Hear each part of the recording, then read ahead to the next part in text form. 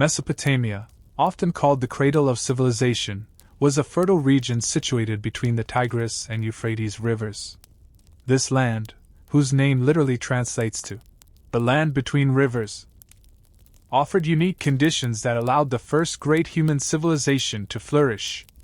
Mesopotamia presented a paradoxical environment, while the surrounding desert formed a harsh, unyielding barrier. The rivers provided life-sustaining waters, despite scorching summer temperatures. The annual flooding of these rivers deposited nutrient-rich silt across the floodplains. These natural contradictions ultimately shaped the character and ingenuity of the people who settled there. The earliest permanent settlements, belonging to the Ubaid culture, emerged around the 7th millennium BC. Archaeological evidence from sites such as Tel Ubaid reveals the first mud brick structures, forming the initial foundations of what would later become the world's first urban centers. These early settlers lived in an era before the advent of metal, writing, or kings. Yet they laid the groundwork for all these subsequent innovations. A critical turning point for this ancient land was the mastery of irrigation. Early Mesopotamians engineered canals to redirect the unpredictable river waters, transforming potentially devastating floods into a manageable and valuable resource. This control over water enabled the cultivation of previously barren land, leading to agricultural surpluses that were once impossible in such an arid landscape. This convergence of favorable geography and human innovation sparked an unprecedented experiment in human organization. As the Neolithic era progressed, a remarkable civilization arose from these humble beginnings, establishing the fundamental patterns of urban life. They developed the world's first writing system and created technological innovations that continue to influence our world millennia later. The Ubaid period, named after the archaeological site of Tel al-Ubaid, represents humanity's initial steps toward developing complex societies in southern Mesopotamia. These pioneering settlers produced distinctive pottery characterized by geometric designs painted in black on a greenish background. These unique archaeological markers allow researchers to trace the spread of their culture.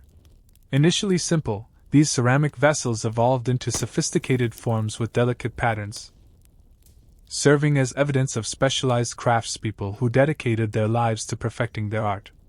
Village architecture during this formative period also indicates increasing social complexity. The earliest settlements consisted of small, round huts constructed from bundled reeds, materials readily available in the marshy delta. By 1600 BC, rectangular buildings made of hand-molded mud bricks began to appear, typically arranged around central courtyards. This architectural evolution mirrored a shift in social organization, moving from simple family groups to extended households that shared common work areas. Analysis of plant remains from these early sites reveals sophisticated agricultural knowledge. Farmers cultivated 6-row barley, emmer wheat, and flax, rotating crops to maintain soil fertility. Date palms provided fruit, shade, and building materials, while vegetable gardens yielded onions, garlic, and beans, supplementing their grain-based diet. Fishing, hunting waterfowl, and raising domesticated animals rounded out their subsistence strategy, creating a diverse and resilient food system that was resistant to the failure of any single crop. The foundations of social hierarchy also began to emerge during this period. Archaeological evidence shows variations in burial goods, with some graves containing only simple pottery, while others featured exotic materials such as obsidian and lapis lazuli, obtained through long-distance trade. These distinctions suggest differences in status, wealth, or social role. The complexity of the irrigation networks further points to coordinated labor under centralized leadership, as such systems required planning and maintenance beyond the capabilities of individual households. Religious practices were centered on communal shrines that grew increasingly elaborate over time. At Tel Abada, archaeologists uncovered a tripartite temple featuring a central hall flanked by smaller rooms, an architectural pattern that would characterize Mesopotamian sacred buildings for millennia. Ritual objects found in these early shrines include female figurines, suggesting a strong concern with fertility, and regeneration. The increasing size and complexity of these religious structures reflect a growing investment of community resources and spiritual infrastructure. Eridu stands as the most significant settlement of this formative era. Situated near an ancient lake in what is now southern Iraq, this site holds the oldest known temple in Mesopotamia. Archaeological excavations have revealed 17 successive shrine buildings, constructed one atop another, spanning over 2,000 years of continuous religious activity. The earliest structure was a simple mud brick platform, but each rebuild enlarged and elaborated the design, culminating in a complex temple compound dedicated to Enki, the god of the freshwater deep and divine patron of wisdom. This sacred precinct foreshadowed the grand religious complexes that would define later Mesopotamian cities. The transition from temporary camps to permanent villages fundamentally transformed human experience. Where nomadic hunter-gatherers had previously moved seasonally in small bands, these agricultural pioneers established fixed communities tied to specific locations. Concepts of property emerged as families invested labor in houses and fields that remained in use across generations. The ritual calendar became synchronized with agricultural cycles, creating shared temporal rhythms that bound community members together. Seeds were carefully selected and preserved, and each harvest represented not only the next year's crop but also accumulated knowledge transmitted across generations. At the heart of Sumerian civilization lay a revolutionary concept: the controlled manipulation of water. Long before the first ziggurats cast their shadows across the floodplains, these early farmers created extensive networks of irrigation canals. Digging with simple stone and wooden tools, they connected the meandering rivers to distant fields through artificial waterways. This innovation transformed an unpredictable blessing into a reliable resource, enabling settlements to expand beyond the immediate river banks. The engineering feats accomplished with primitive technology astonished modern observers. Using only human labor and rudimentary tools, these ancient engineers maintained the precise gradients necessary for water flow over kilometers of terrain. They developed levee systems to protect fields from destructive floods and sluice gates to control water distribution. Sediment traps were also implemented to prevent silt accumulation, which would have otherwise clogged the irrigation network. This water management infrastructure required constant maintenance, dredging channels, repairing embankments, and clearing debris, necessitating organized communal labor under coordinated leadership. The sacred city of Eridu stands as a testament to this transformative period. Founded in the 6th millennium BC, it grew around a temple dedicated to Enki, the water god, acknowledging the life-giving force that made their existence possible. Archaeological layers at this site reveal its humble origins as a small shrine, which gradually expanded into a complex with multiple buildings and courtyards. Eridu was not merely a settlement. It represented the first true temple town, where religious devotion became intertwined with civic administration. Most profoundly, this era witnessed humanity's decisive shift from nomadic hunting and gathering to settled agricultural life. For countless generations, humans had followed seasonal game migrations and gathered wild plants. Now, they bound themselves to specific locations, cultivating domesticated grains through systematic labor. Barley and emmer wheat grew in irrigated fields, while flocks of domesticated sheep and goats provided meat, milk, and wool. This transition fundamentally altered humanity's relationship with the natural world. The archaeological record reveals how this new lifestyle transformed social arrangements. Excavated homes show specialized spaces for food storage, providing evidence of planning for future needs.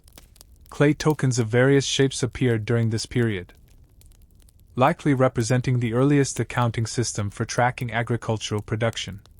The appearance of communal burial grounds indicates stronger ties to place and community, as people now lived and died within the same sacred geography. During this formative age, the foundations were laid for a social complexity unprecedented in human history. Villages grew larger with each passing century. As agricultural surpluses allowed for population growth, craft specialization emerged. as individuals could now devote their time to non-food producing activities.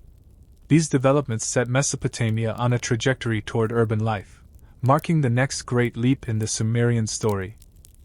As the 5th millennium BC drew to a close, the agricultural foundations laid in Eridu and other early settlements bore extraordinary fruit. The scattered villages of Sumer coalesced into something unprecedented in human history: true cities. At the forefront of this urban revolution stood a settlement destined to become the world's first metropolis. This great urban center expanded at an astonishing rate. By 3200 BC, massive walls enclosed nearly 6 kilometers of densely populated space, home to approximately 50,000 people, a concentration of humanity previously unimaginable. This was no mere village grown large. It represented a fundamentally new form of human organization.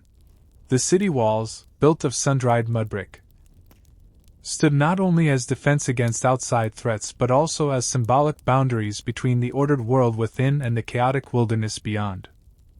The urban landscape revealed sophisticated planning at every turn. At the city's heart rose the Inanna precinct, dedicated to the goddess Inanna.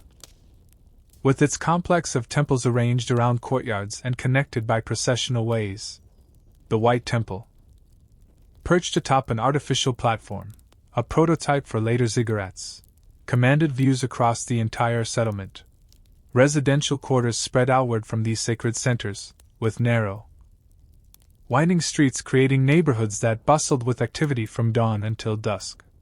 Archaeological excavations in the Inanna district have uncovered a sophisticated complex of religious buildings, unlike anything previously seen in human history. The Stone Cone Temple, named for the decorative stone cones embedded in its walls, featured a tripartite plan with a central hall flanked by smaller chambers. Nearby stood the limestone temple, constructed of imported stone blocks, a remarkable luxury in stone-poor Mesopotamia, demonstrating the tremendous resources devoted to sacred architecture. The pillar hall contained massive columns supporting a high ceiling, creating an imposing internal space designed to inspire religious awe. These structures incorporated decorative elements like clay cone mosaics and copper panels that would have gleamed impressively in the harsh Mesopotamian sunlight. Across the city, the Anu ziggurat complex represented another pole of sacred power, dedicated to the sky god Anu. This artificial mountain rose in stages, with the White Temple crowning its summit. The stark white plastered walls of this shrine contrasted dramatically with the blue sky, visible from throughout the surrounding plain. Inside, a single room contained an altar and an offering table where priests performed rituals connecting the earthly and divine realms. The monumental staircase ascending the ziggurat's face served as a physical and symbolic pathway between human and divine spheres, a literal stairway to heaven. City life transformed human relationships in profound ways. No longer could everyone know everyone else. Strangers now lived side by side, necessitating new social rules and hierarchies. The archaeological record reveals increasing variation in house sizes, evidence of growing social stratification. Some dwellings remained simple, single-room structures, while others expanded into multi-room compounds with private courtyards, reflecting the emergence of an elite class. Residential neighborhoods reflected this urban society's complexity. Archaeological excavations revealed densely packed houses along narrow, winding streets where refuse accumulated between infrequent cleanings. Extended families occupied multi-room dwellings built around central courtyards that provided light, air circulation, and workspace for domestic activities. Beneath the floors of many houses lay the burials of family members, maintaining a connection between living and dead generations. Upper-story sleeping quarters offered escape from ground-level heat, while rooftop spaces served as additional living areas during cooler evening hours. The archaeological layers reveal centuries of rebuilding along the same street patterns, indicating established neighborhoods with long-lasting social connections. Most crucially, these urban centers could only function through interdependence and specialization unimaginable in village society. Farmers brought produce to urban markets, craftspeople created specialized goods. Priests mediated between humanity and the divine, and workers built and maintained public infrastructure. This division of labor marked a fundamental break from the self-sufficient village model that had characterized human existence for millennia. The urban revolution catalyzed a cascade of innovations that would transform human capability forever. Most consequential among these was the invention of writing, humanity's first system for recording information outside human memory. This breakthrough emerged not from philosophical or literary ambitions, but from practical administrative needs. The earliest clay tablets, dating to approximately 3400 BC, contained simple pictographic symbols representing commodities like grain, sheep, or beer.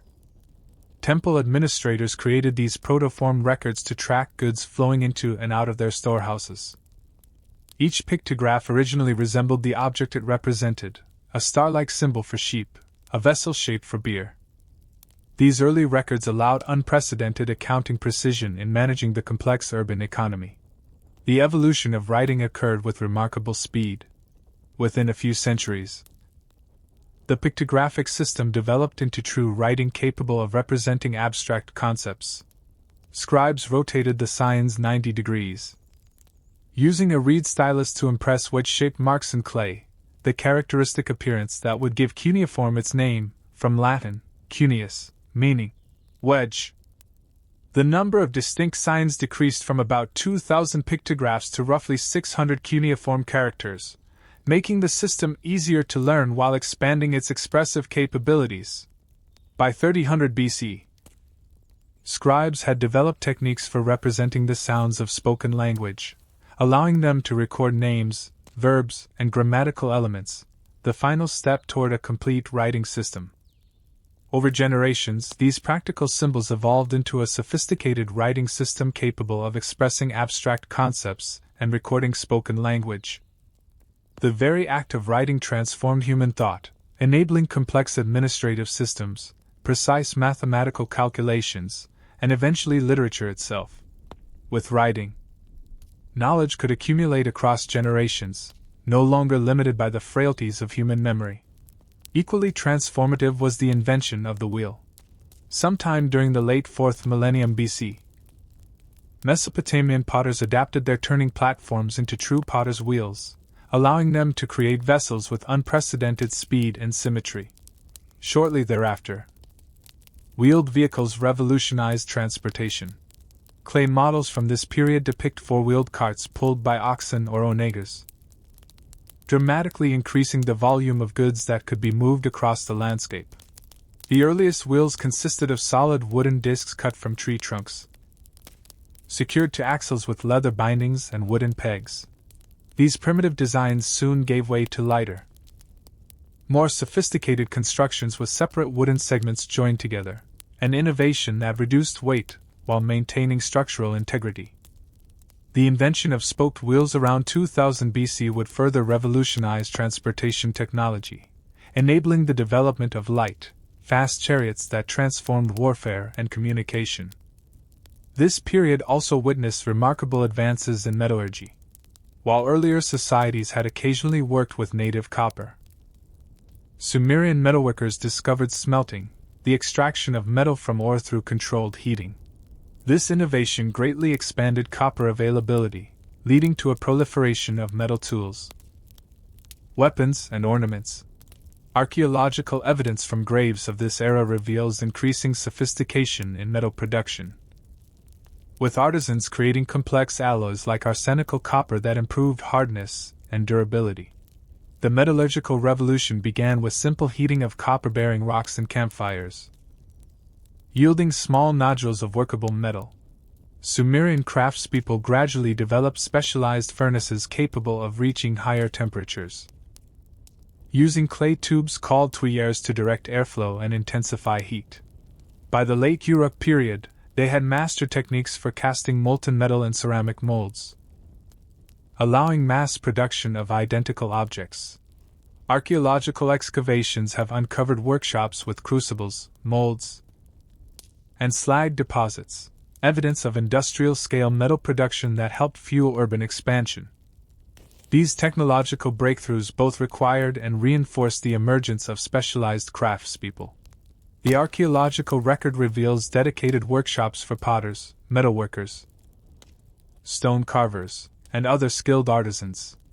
Unlike their village ancestors who divided time between multiple tasks, these urban specialists devoted their lives to mastering specific crafts, achieving levels of skill and innovation impossible in earlier societies. Supporting this unprecedented urban system required equally revolutionary administrative structures. At the heart of Mesopotamian society stood the temple complex, not merely a religious institution but the central organizing force of economic life. The impressive Yana precinct housed not only shrines but also extensive storehouses, workshops, and administrative spaces where the city's resources were managed. Temple economies operated on a redistributive principle. Agricultural surpluses flowed into temple storehouses as offerings to the gods, then were reallocated to support priests, craftspeople, and laborers who maintained the urban infrastructure. Early clay tablets reveal meticulous accounting of these resources, records of grain distributions, ration allocations, and labor assignments that kept the complex urban machine functioning. The administrative challenges of managing urban resources drove innovations in accounting practices. Temple officials developed standardized ration systems with specific allotments based on age, gender, and occupation. The archaeological record includes thousands of clay tokens in various shapes, cones, spheres, discs that were used to track quantities of different commodities before being sealed in clay envelopes as permanent records. These counting devices evolved into numerical notation on clay tablets, allowing more sophisticated bookkeeping. Administrators created complex systems for recording debits and credits, calculating interest on loans, and projecting agricultural yields, mathematical innovations that formed the foundation for later economic development. The creation and maintenance of these records gave rise to a new and powerful social class, the scribes. Young men, and occasionally women, underwent years of rigorous training to master the complex writing system, memorizing hundreds of signs and learning to manipulate clay tablets with precision. Their education set them apart from the general population, granting them privileged positions in temple and palace administrations. The scribal class would remain a cornerstone of Mesopotamian civilization for 3,000 years. This period witnessed the emergence of clearly defined social stratification. Archaeological evidence reveals growing distinctions in housing, burial practices, and personal possessions. Administrative texts mention various titles and occupations: priests, overseers, merchants, craftspeople, and laborers, indicating a complex social hierarchy. Unlike the relative egalitarianism of village life, urban society created both opportunity for advancement and potential for exploitation. Perhaps most significantly, this era saw the first evidence of institutional inequality. Some tablets record the existence of individuals labeled as slaves or servants, though their precise status remains debated. Certain texts suggest that temple and later palace establishments controlled unfree labor, particularly for agricultural work and construction projects. This institutionalized inequality represented the dark counterpart to the remarkable achievements of early Mesopotamian civilization. As the 4th millennium BC drew to a close, the Sumerian experiment in urban civilization had proven remarkably successful. The innovations pioneered in southern Mesopotamia spread throughout the region and beyond, setting the stage for the next phase of development, the rise of competing city-states that would define the early dynastic period. As the 3rd millennium BC dawned, Mesopotamia entered a new phase in its development. The previous era of urban expansion gave way to intense political fragmentation.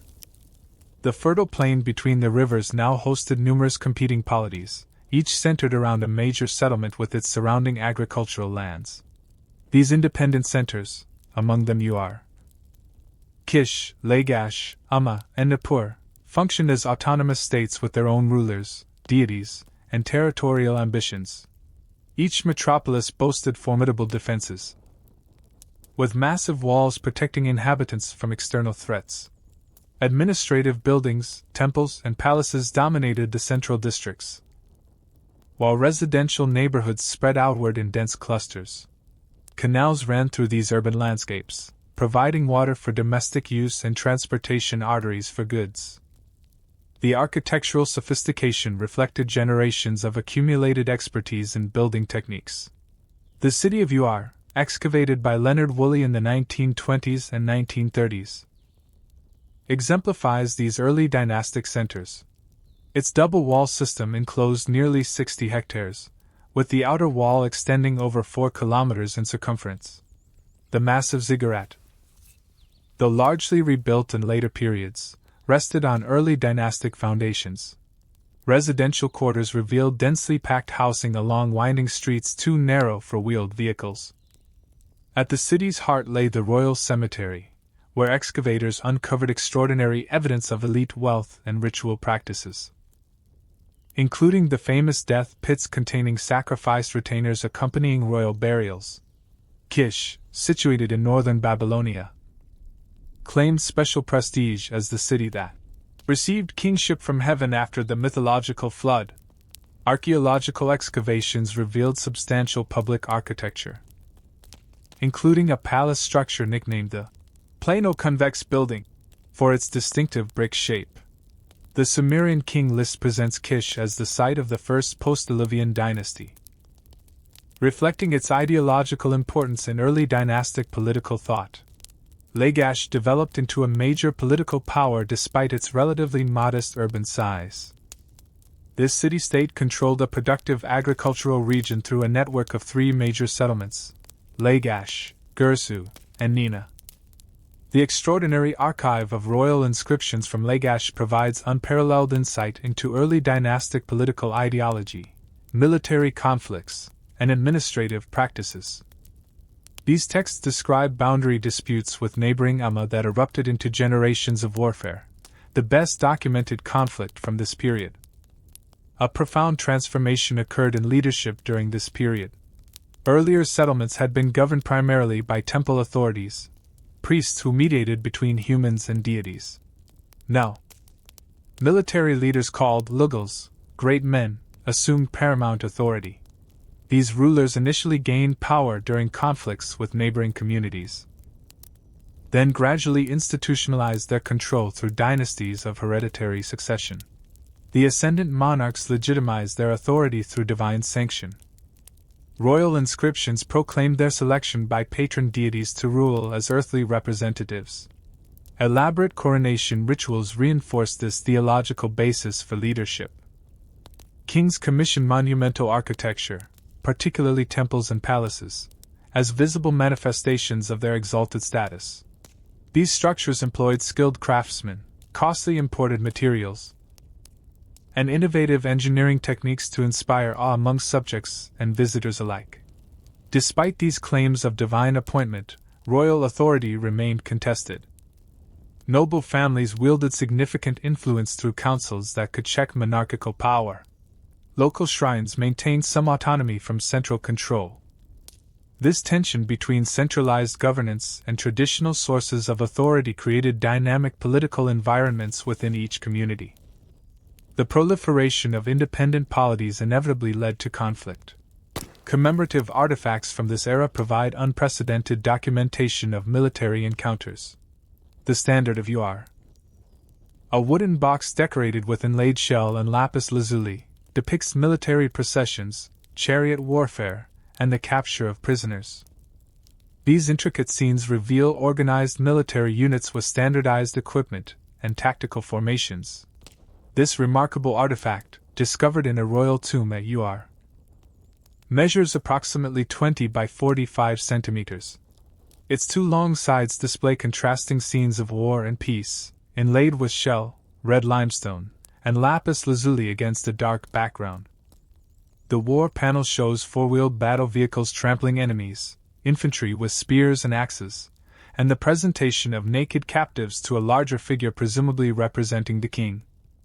The peace panel depicts a royal banquet with attendants bringing animals, fish, and other goods, while musicians perform.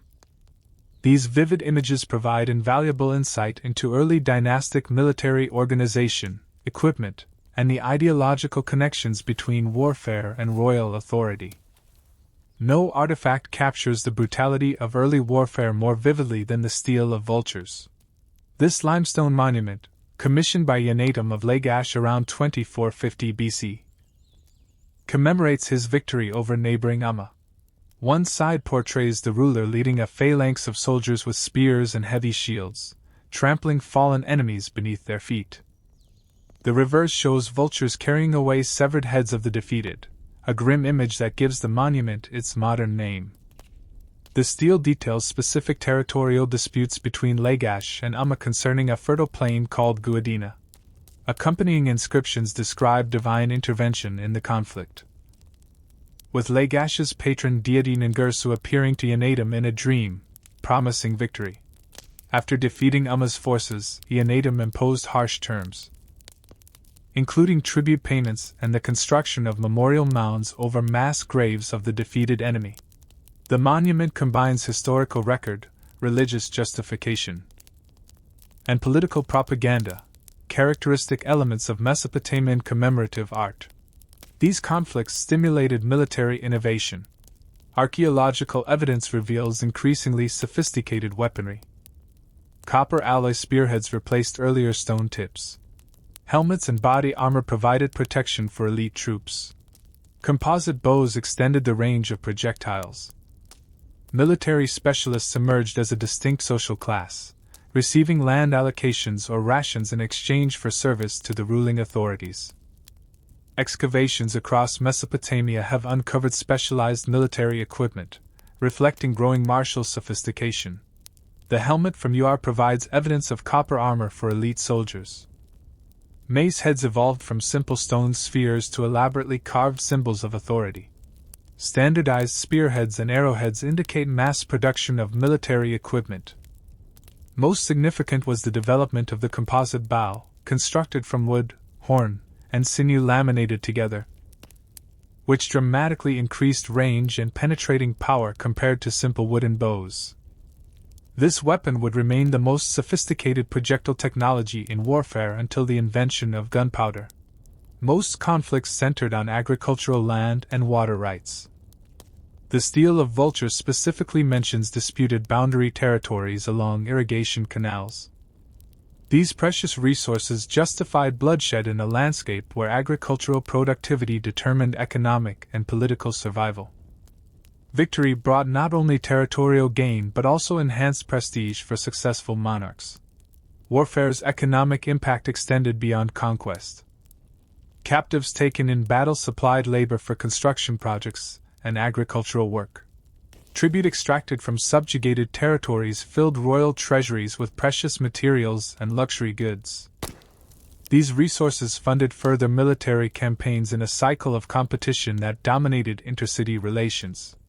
Despite, or perhaps because of, this competitive environment, the early dynastic period witnessed remarkable cultural achievements. Archaeological excavations offer glimpses into daily life during this creative era. Residential districts contained homes ranging from simple single-room dwellings to complex multi-room compounds with internal courtyards. Most families lived in mud-brick structures with reed roofs, cooking in central hearths and sleeping on reed mats. Diet consisted primarily of barley bread, supplemented with pulses, vegetables, fish, and occasionally meat. Beer, brewed from barley, served as both a staple beverage and an important cultural element, consumed in social gatherings and religious ceremonies. Pottery vessels in various sizes and shapes facilitated food preparation, storage, and consumption. Archaeological analysis of plant and animal remains provides detailed information about ancient Mesopotamian cuisine. Barley formed the foundation of the diet, processed into bread and porridge. Dates, apples, and pomegranates added sweetness, while garlic, onions, and leeks contributed flavor. Animal bones indicate consumption of sheep, goats, pigs, and fish, with meat generally reserved for special occasions or elite tables. Dairy products, particularly butter and various cheeses, provided essential fats and protein. Beer came in multiple varieties, from low-alcohol daily beer to stronger brews reserved for festivals and religious ceremonies. Leisure activities provided respite from labor. The royal game of Ur, discovered in elite tombs, demonstrates the importance of board games in Mesopotamian society.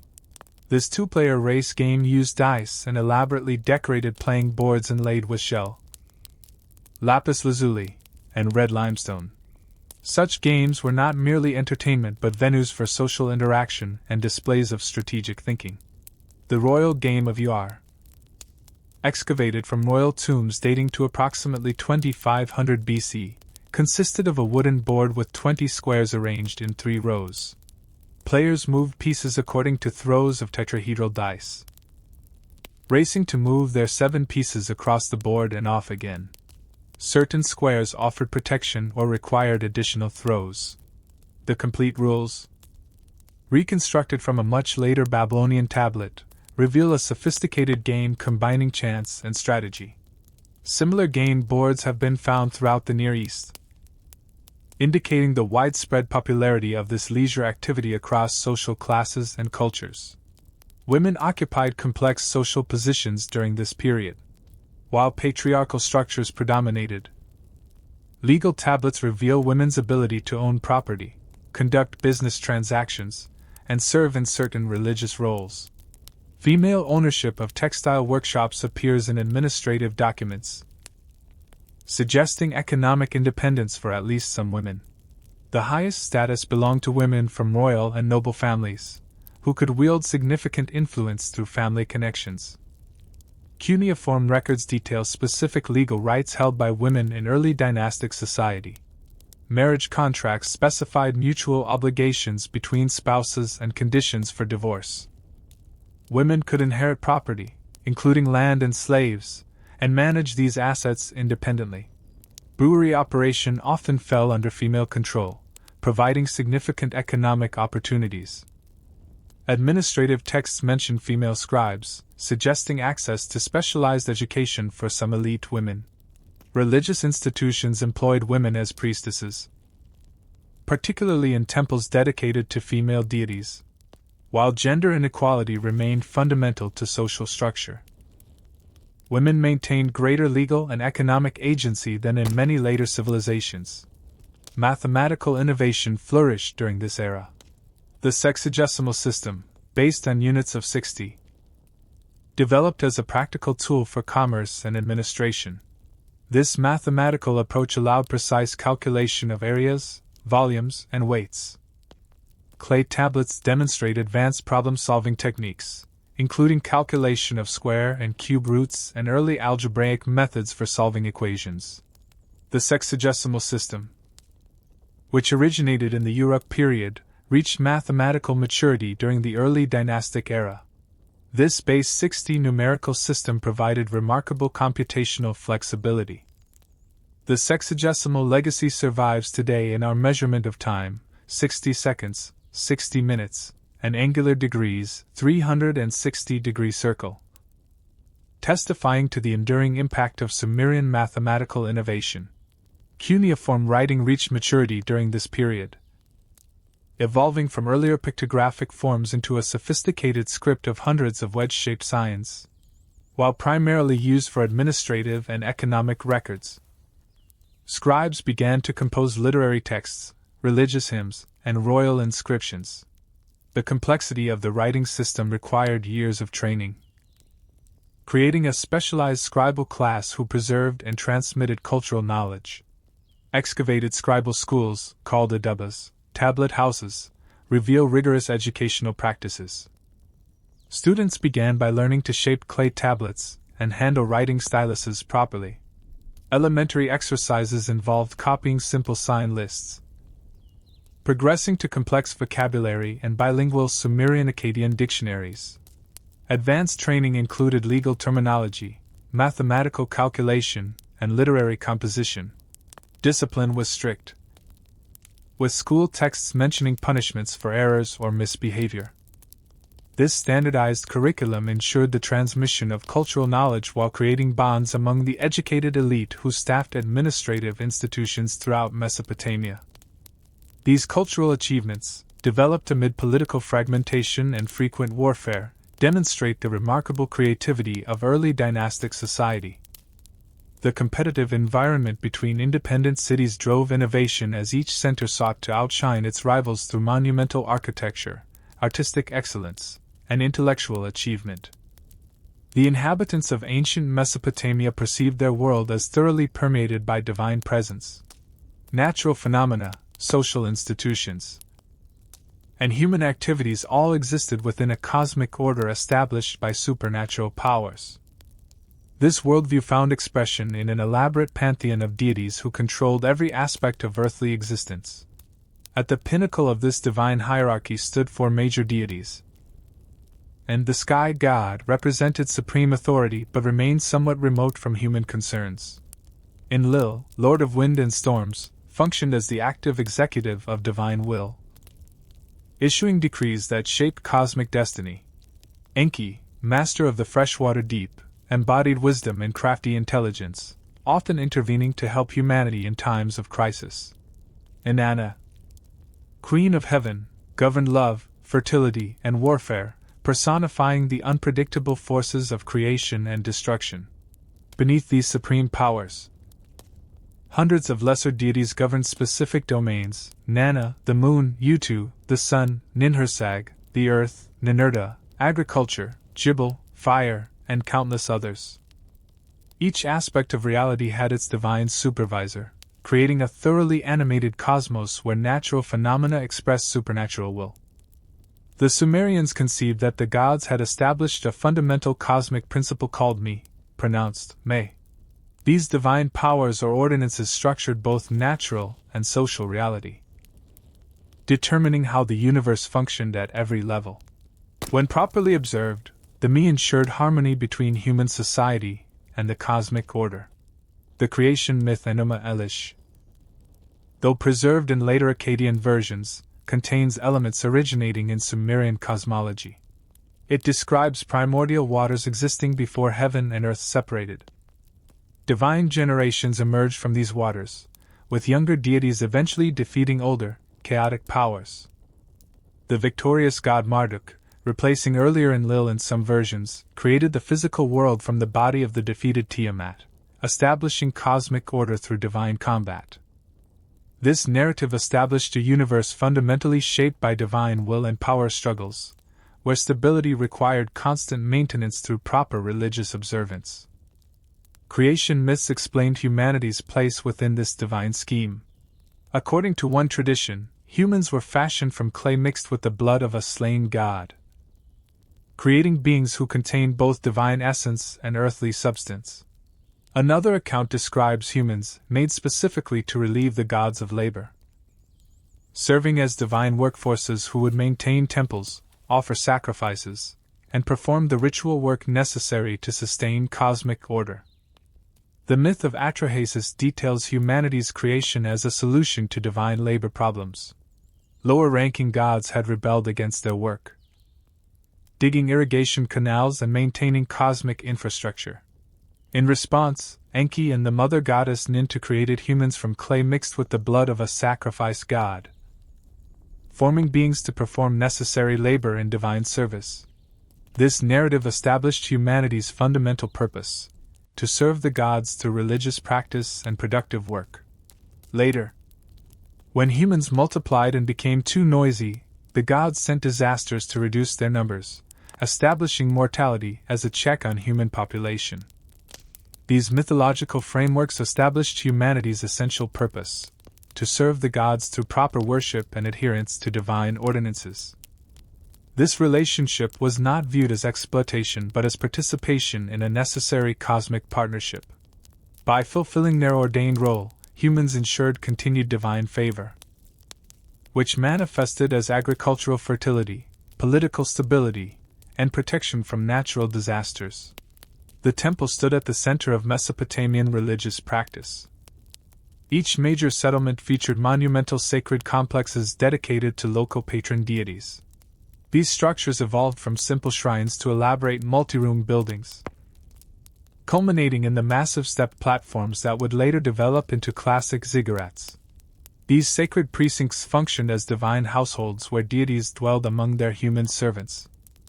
Daily rituals included washing and clothing divine statues, presenting food offerings, and performing elaborate purification ceremonies. Professional priests and priestesses maintained constant ritual activity, ensuring uninterrupted divine presence within the community. The daily ritual cycle began before dawn when priests opened temple doors with purification ceremonies. Morning offerings included bread, meat, beer, and incense, presented to the deity's statue. Understood not as a mere representation but as the god's physical manifestation on earth. Midday brought another meal service, with afternoons dedicated to administrative duties. Managing temple resources. Evening rituals closed the day with further offerings, hymns, and prayers before the sanctuary was sealed for the night. This perpetual cycle of divine service maintained cosmic order while distributing agricultural surpluses through the temple economic system. Temple architecture reflected the cosmic hierarchy. The innermost sanctuary housed the divine image, accessible only to high-ranking religious personnel. Outer courtyards allowed broader participation in public ceremonies. The elevation of temples on platforms or artificial mounds symbolized the liminal space between earth and heaven, enhancing communication between human and divine realms. Beyond these official institutions, personal religious experience operated at the household level. Archaeological excavations reveal small shrines and private dwellings with figurines representing protective deities or ancestors. Families conducted domestic rituals to ensure divine protection for their households. Personal gods served as intermediaries between individuals and the greater cosmic powers. Particularly in times of crisis or need, household religious practice centered around family deities who served as personal intermediaries with the greater gods. Archaeological evidence includes small clay figurines of protective spirits and deities found beneath house floors. Families maintained household altars for daily offerings and prayers. Birth, marriage, and death involved specific domestic rituals, ensuring divine protection during these critical transitions. Household religious practices created spiritual security within the unpredictable Mesopotamian environment, where illness, flooding, or conflict could strike without warning. Divination practices provided crucial communication channels with supernatural forces. Trained specialists interpreted natural phenomena as divine communications. This included the patterns of oil droplets in water, the configurations of smoke from burning incense, or the markings on animal livers from sacrifices. These techniques allowed humans to discern divine will and adjust their actions accordingly, maintaining harmony with cosmic order. The most sophisticated divination method involved examining sheep livers, hepatoscopy, based on the belief that deities inscribed their messages on the organs of sacrificial animals. Diviners classified and interpreted features like protuberances, coloration, and the condition of the gallbladder according to systematic principles preserved in extensive technical manuals. Other methods included astrology, interpreting celestial movements, licanomancy, oil patterns on water, libanomancy, smoke patterns, and oniromancy, dream interpretation. These diverse techniques provided spiritual technology for navigating uncertain futures through divine guidance. Religious festivals punctuated the calendar with cycles of celebration and renewal.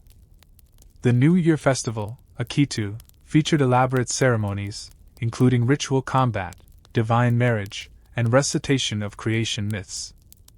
These communal events reinvigorated cosmic order and reaffirmed the relationship between human society and divine powers.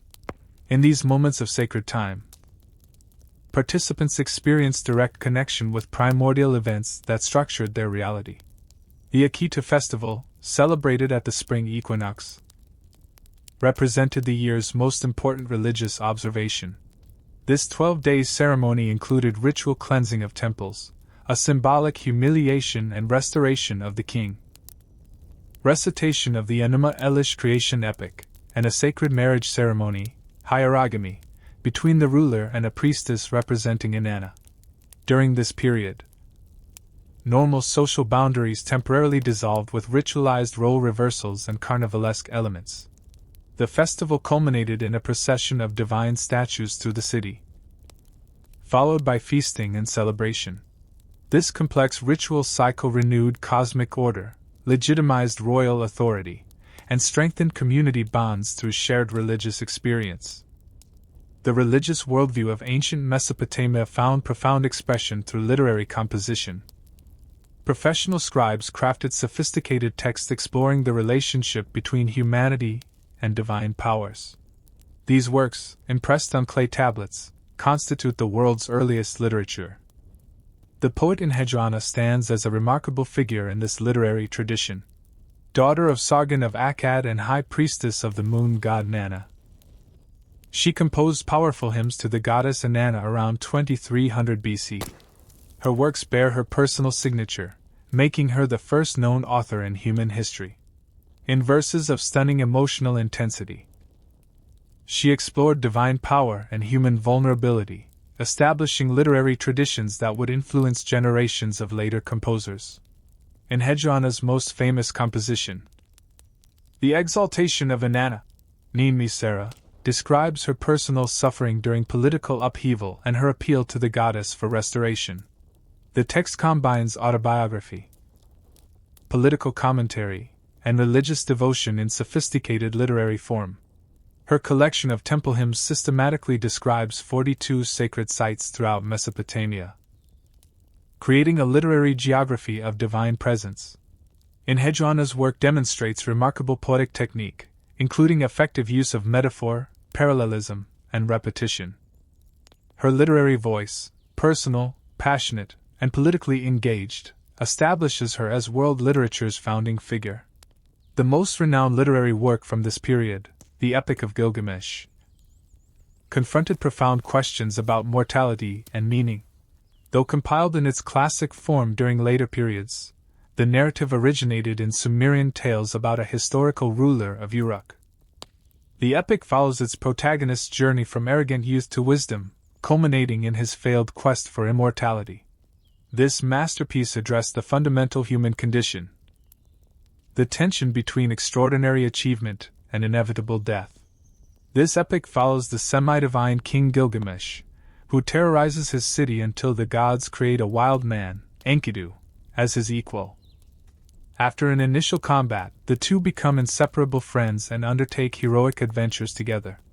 When Enkidu dies, Gilgamesh is devastated by grief and the realization of his own mortality. He journeys to the edge of the world seeking Utnapishtim, survivor of the Great Flood, who received immortality from the gods. Despite locating the flood survivor and briefly obtaining a plant of rejuvenation, Gilgamesh ultimately fails to secure eternal life.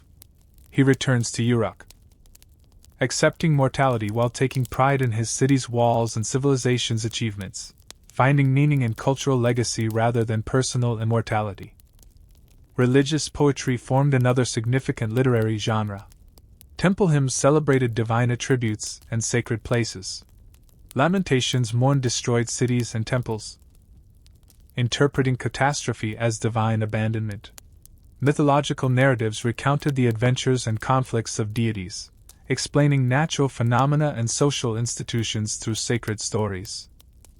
The myth of Inanna's descent to the underworld exemplifies the sophistication of Sumerian mythological literature.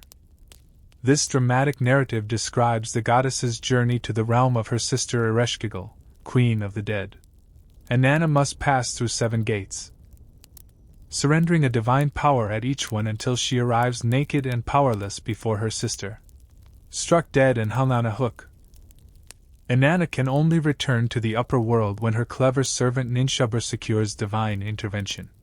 Her resurrection comes with a condition: she must provide a replacement in the underworld, ultimately selecting her faithless husband, Dumuzi. This complex tale explores themes of divine power, cosmic boundaries, sacrifice, and renewal through vivid imagery and psychological insight. These compositions were not merely aesthetic creations but practical tools in maintaining cosmic order. Public recitation of myths during festivals renewed the events they described. Lamentations served as spiritual technology to restore divine favor. Hymns activated divine presence in temple rituals. Literature functioned as a vital component in the complex relationship between human society and supernatural powers. The literary achievements of Mesopotamian civilization preserved religious concepts, historical events, and cultural values for future generations. These texts provide remarkable insight into how ancient peoples understood their world and their place within it. Through these written works, modern readers can glimpse the intellectual and spiritual landscape of humanity's first civilization. Amidst the kaleidoscope of competing city-states, a transformative figure emerged to reshape Mesopotamian political geography. This charismatic leader, born in obscurity, would forge history's first true empire. The dramatic narrative of his origins set the stage for his unprecedented achievements. According to legend, this child of humble birth was placed in a reed basket and set adrift on the Euphrates, a tale that would echo through millennia in similar stories of abandoned infants destined for greatness. Found and raised by a royal gardener, he rose through the ranks to become cupbearer to the king of Kish, gaining intimate access to the mechanisms of power. The legend of Sargon's birth appears in a first-person autobiographical text. "My mother was a high priestess. My father I knew not. My mother conceived me. In secret she bore me. She set me in a basket of rushes. With bitumen she sealed my lid. She cast me into the river which rose not over me."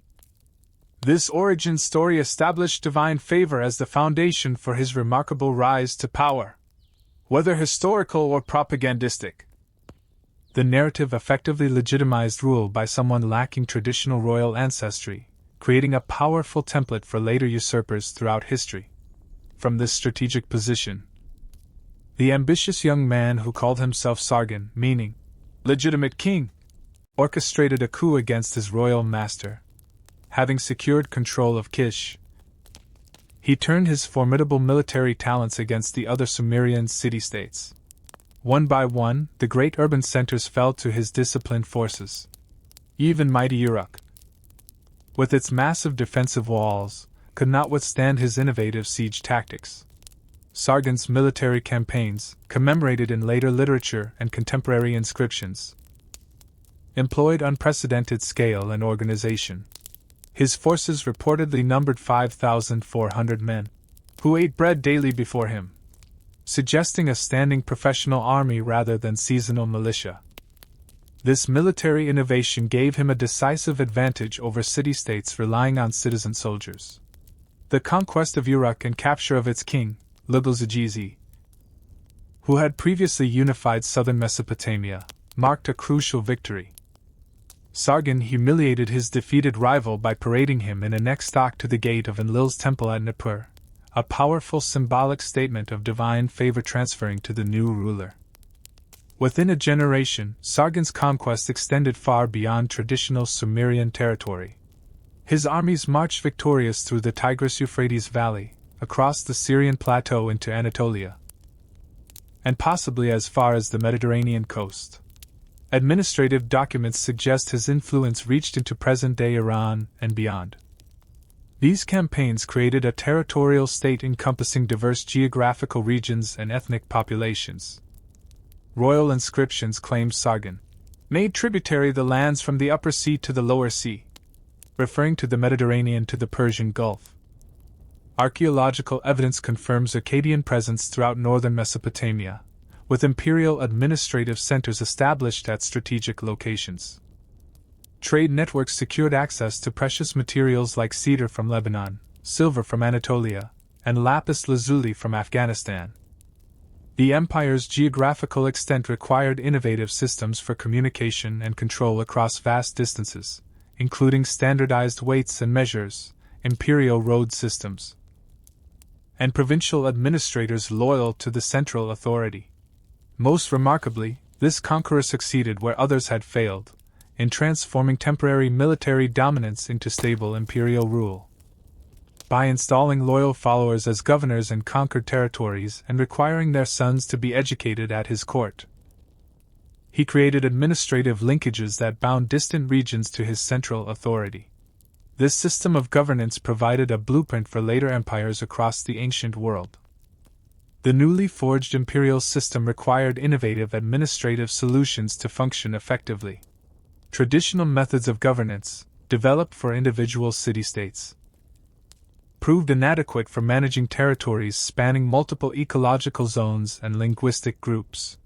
To address these challenges, imperial administrators developed standardized accounting practices, weights, and measures to coordinate economic activity across vast distances. Uniform bureaucratic procedures facilitated communication between the capital and provincial centers. Royal inspectors traveled throughout the realm, ensuring compliance with imperial directives. These administrative innovations overcame the limitations of distance and diversity that had constrained earlier political formations. The Akkadian achievement in standardization appears most visibly in weights and measures found throughout imperial territories. Standard weight stones bearing imperial inscriptions and official markings ensured commercial transactions followed consistent rules regardless of local tradition. Royal officials used standard volume measures to assess taxation, eliminating regional disparities that might favor certain provinces. Distance measuring systems facilitated construction projects and communications across the empire's vast territory. These practical innovations created an integrated economic space unprecedented in human history. Trade networks expanded dramatically under imperial sponsorship. Merchants enjoyed the security of standardized laws and protection along major routes. Commercial contacts extended to the Indus Valley, Persian Gulf, Anatolia, and possibly Egypt. Exotic materials, lapis lazuli from Afghanistan, cedar from Lebanon, copper from Oman, gold from Anatolia, flowed into the imperial heartland, fueling artistic and architectural achievements. Archaeological evidence of this trade expansion includes distinctive Akkadian cylinder seals found throughout the Near East and beyond. Inscriptions boast that ships from Meluha, the Indus Valley, Magan, Oman, and Dilmun, Bahrain, docked at the quays of Akkad. Analysis of metal artifacts reveals increasing use of tin bronze, an alloy requiring tin from distant sources in Afghanistan or Central Asia. This long-distance trade enriched imperial coffers through customs duties while providing essential raw materials for monumental architecture and luxury goods that enhanced royal prestige. The multilingual character of the empire necessitated sophisticated cultural policies. While the conquering elite spoke Akkadian, a Semitic language distinct from Sumerian, imperial authorities maintained the prestige of ancient Sumerian traditions. Scribal schools continued teaching Sumerian alongside Akkadian. Religious centers received imperial patronage regardless of linguistic affiliation. This cultural pluralism allowed diverse populations to maintain local identities while participating in the broader imperial system. Artistic expression during the Akkadian period reached unprecedented heights of naturalism and dynamism. The famous victory stele of Naram-Sin, Sargon's grandson, depicts the ruler climbing a mountain over fallen enemies, wearing a horned crown traditionally reserved for deities, visual evidence of imperial ideology elevating kings to semi-divine status.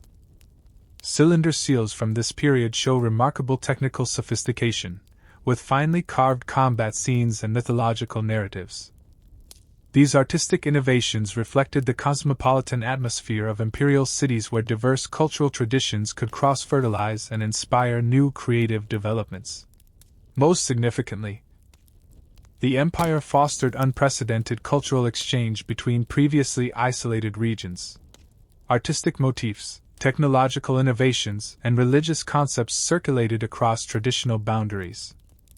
This cross-fertilization stimulated creative developments in everything from literature to metallurgy. The cosmopolitan atmosphere of imperial cities created dynamic environments where diverse traditions could interact and influence one another. Despite these achievements, the imperial structure contained inherent vulnerabilities. Maintaining control over such vast territories required constant military vigilance, draining resources from productive sectors.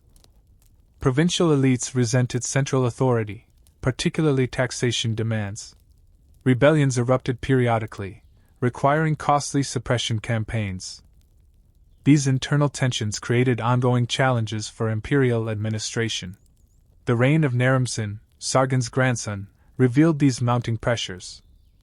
Despite military successes commemorated in triumphant monuments, inscriptions mention increasingly frequent rebellions requiring royal intervention. The Great Revolt united multiple cities against imperial authority, nearly toppling the regime before Naram-Sin reasserted control through military force. These internal conflicts consumed resources and disrupted the economic integration that had fueled imperial prosperity.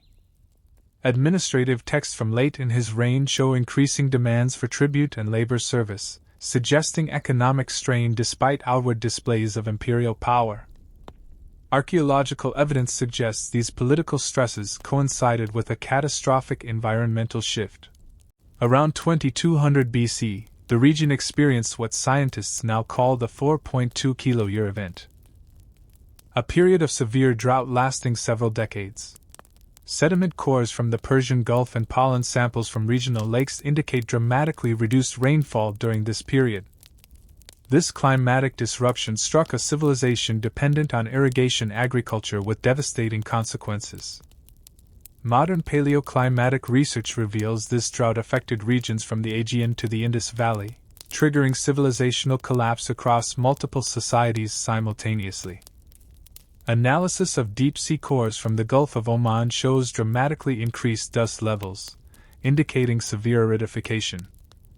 Archaeological surveys in northern Mesopotamia document site abandonment rates exceeding 75% during this period, with settlement patterns showing population movement from dry farming regions to river valleys.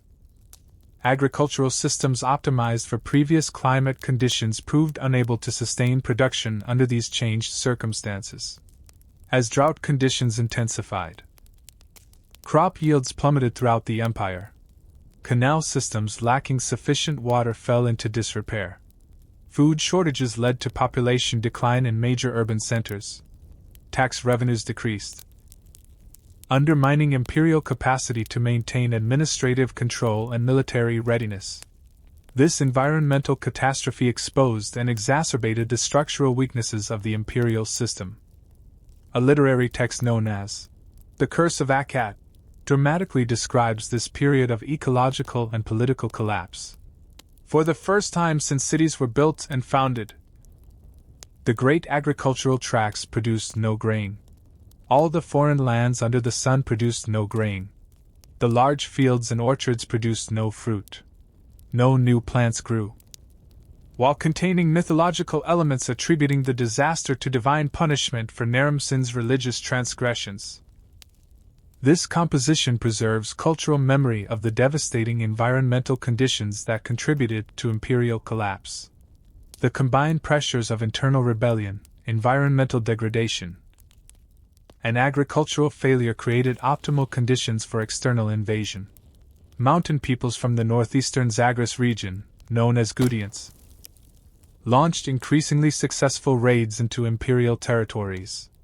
Initially little more than a nuisance, these tribal warriors encountered diminishing resistance as imperial military capability declined. The Gudians, described in Mesopotamian texts as an uncivilized people who know no inhibitions and have human intelligence but canine instincts, exploited the empire's weakened condition.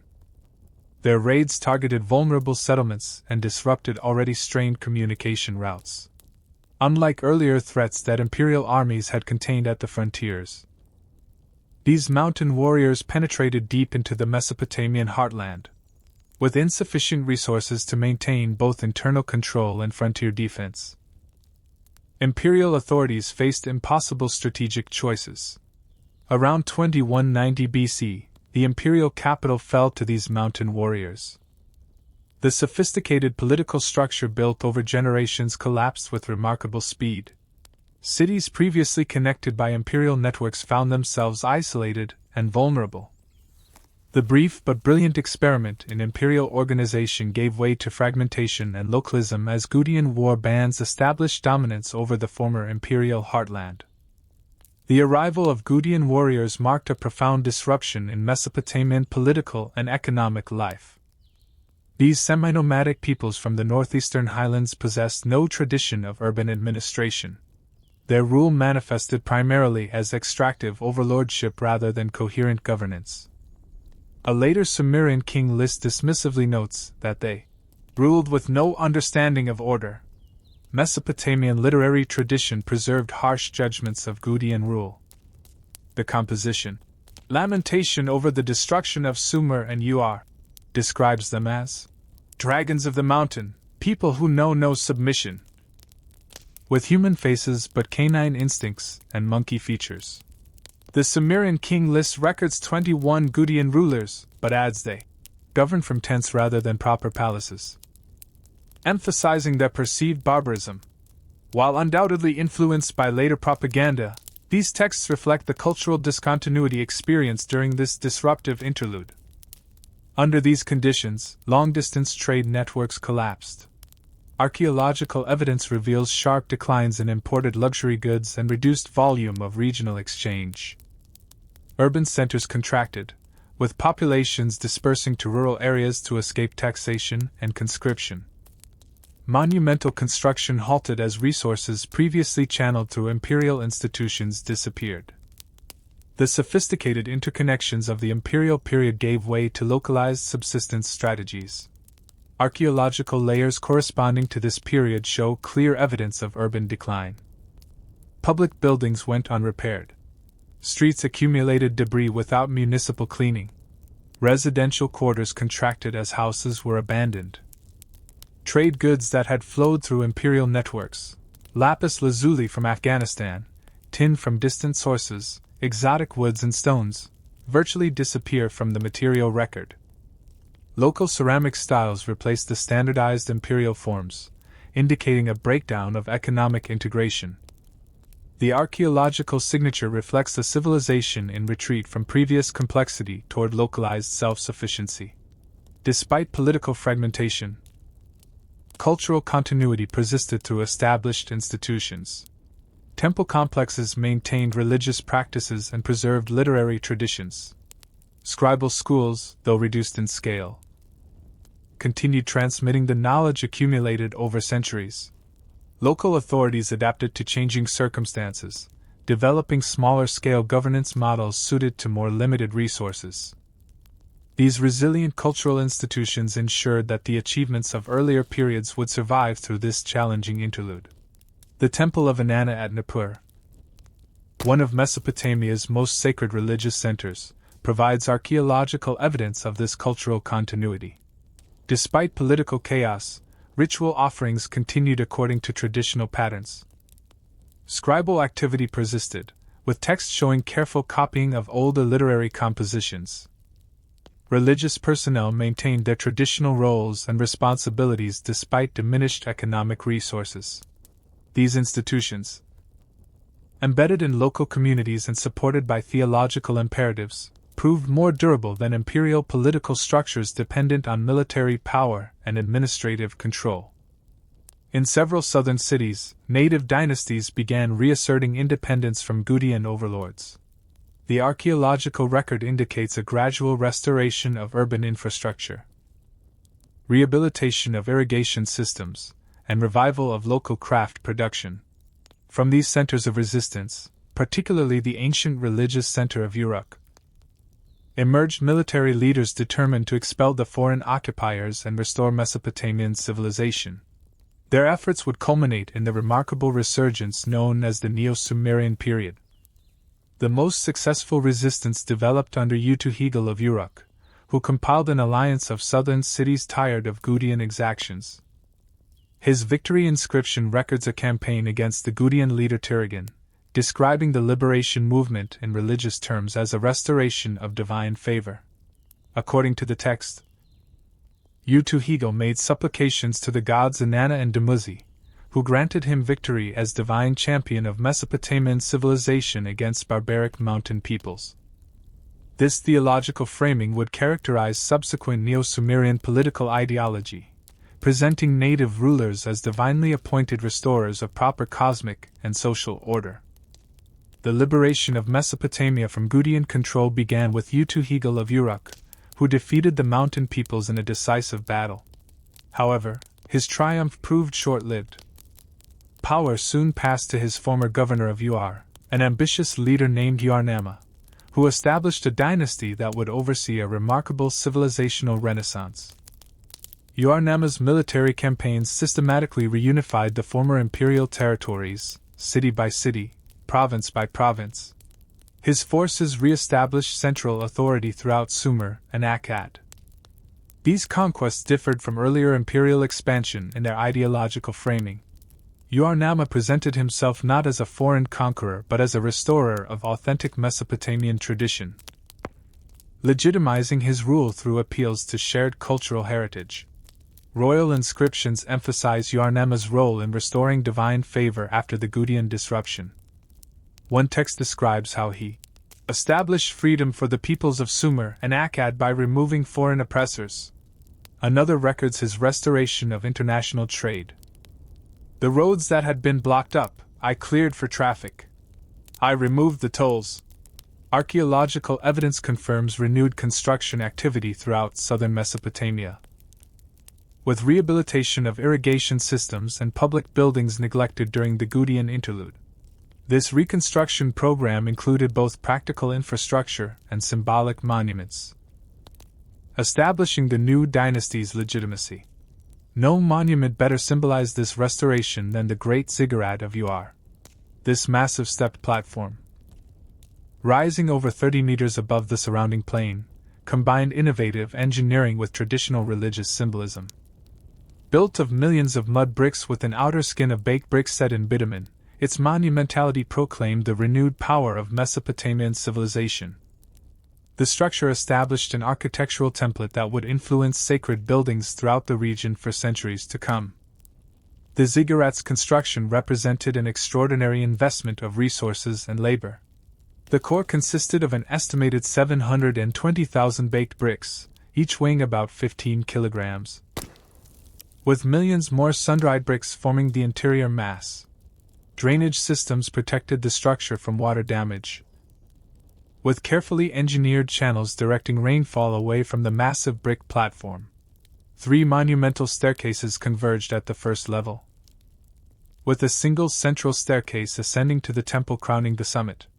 This architectural masterpiece made a visible statement about renewed political authority, economic capacity, and religious legitimacy under the new dynasty. Ur-Nama's most enduring achievement lay in the legal sphere.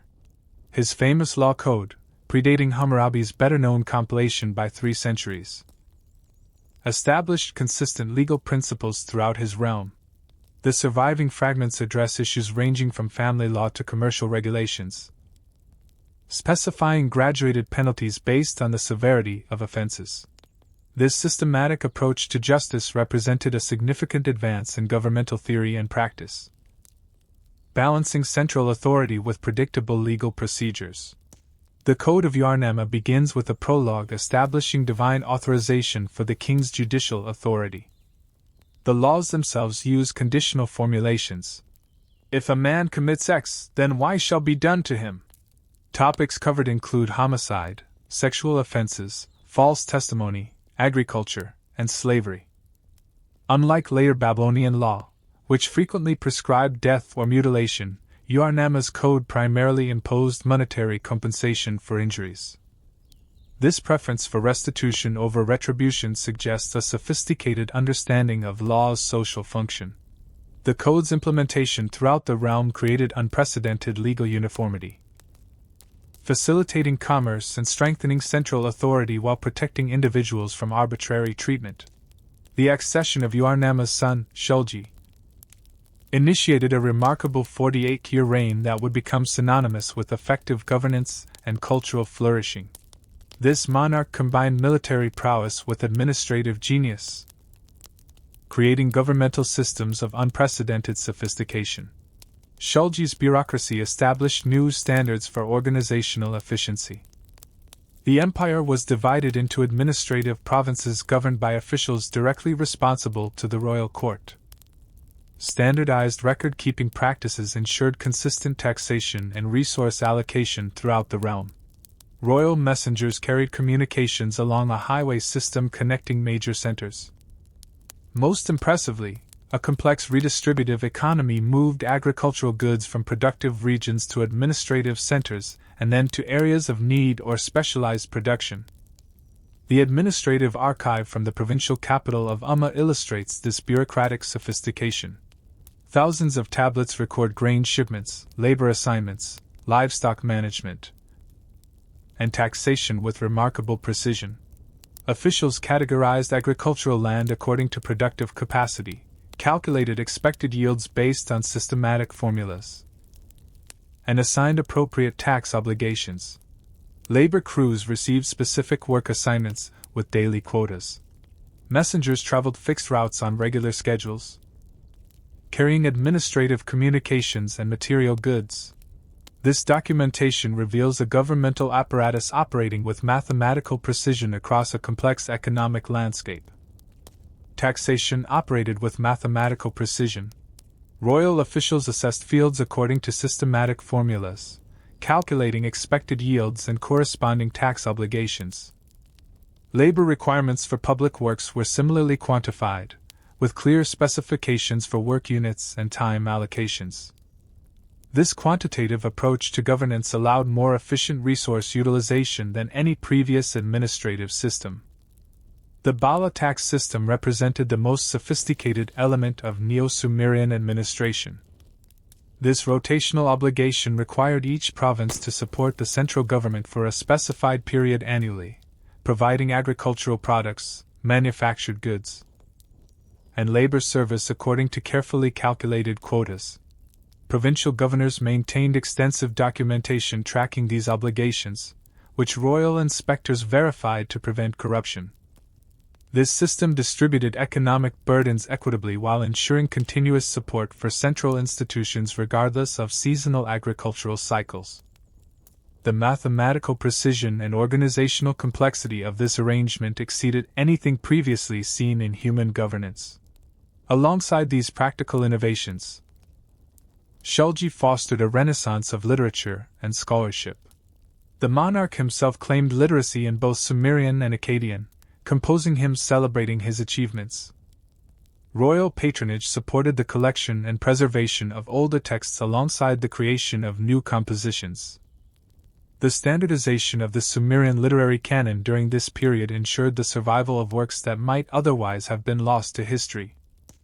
Royal propaganda presented Shulgi as the ideal king, warrior, scholar, athlete, and divine intermediary. Self-praise hymns, likely composed by court poets but attributed to the king himself, describe extraordinary accomplishments.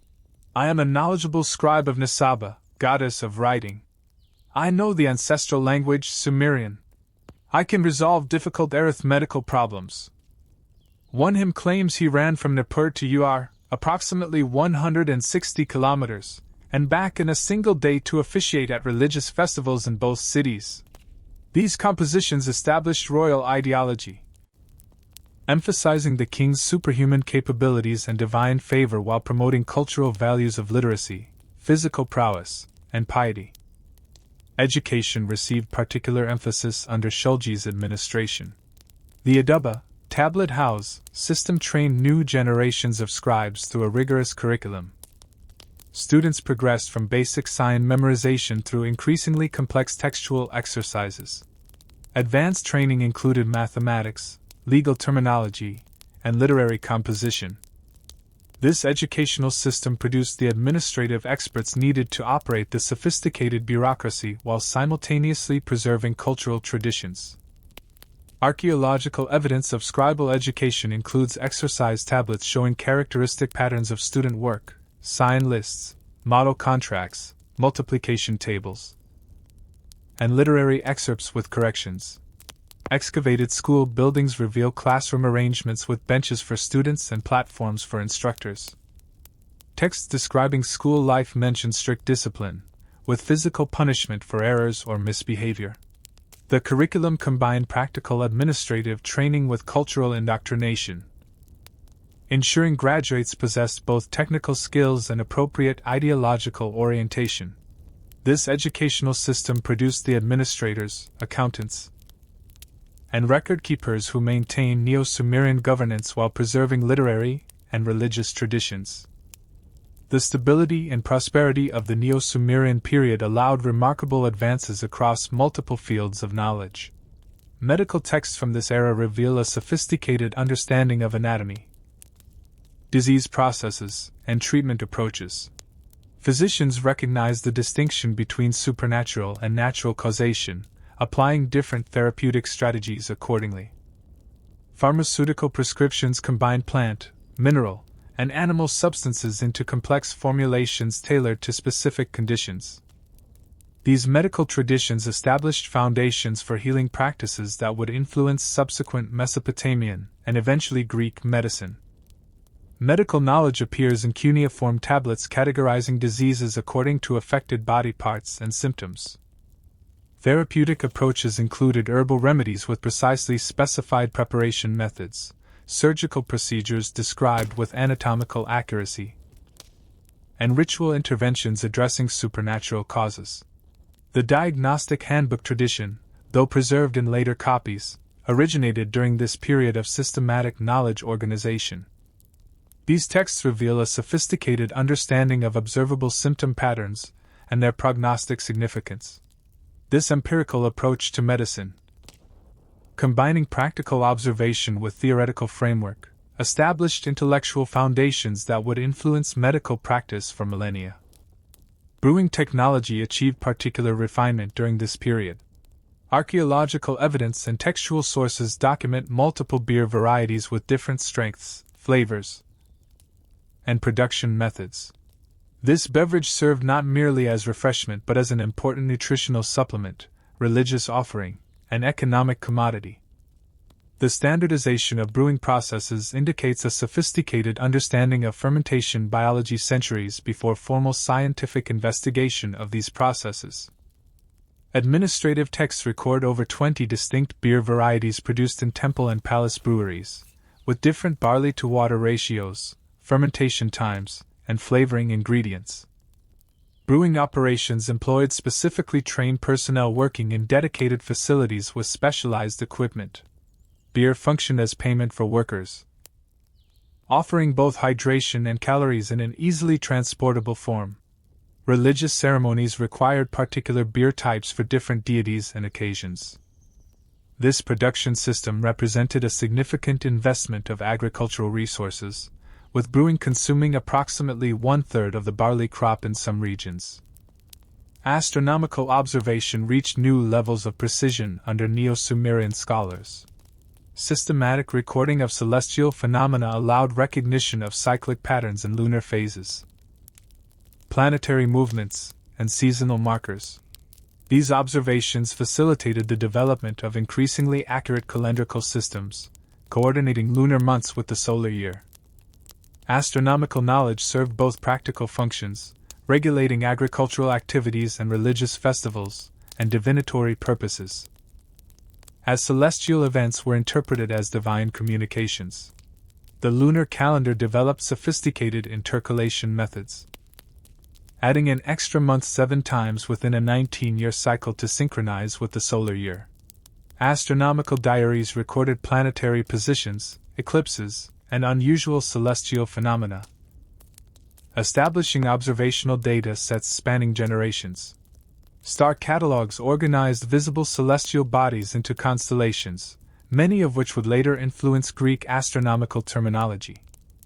These systematic observations laid foundations for mathematical astronomy that would later flourish in Babylonian and Hellenistic traditions, establishing the observational base for all subsequent Western astronomical development. The period witnessed unprecedented documentation of accumulated knowledge.